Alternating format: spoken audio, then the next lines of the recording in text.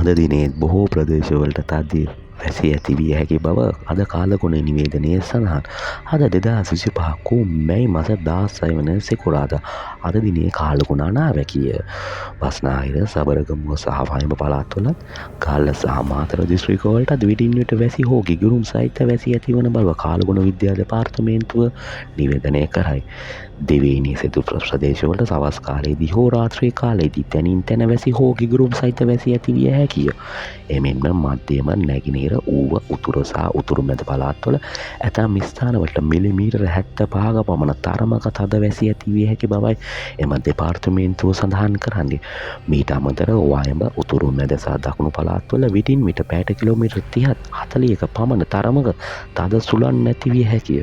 ගිගුරුම් සහිත වැසි සමග ඇති විය හැකි තාවකාලික තද සුළං වලින් සහ අකුණු මගින් සිදුවන අනතුරු අවම කර ගැනීමට අවශ්‍ය පියවර ගන්නා ලෙසද කාලගුණ විද්‍යා දෙපාර්තමේන්තුව ජනතාවගෙන් ඉල්ලා සිටී.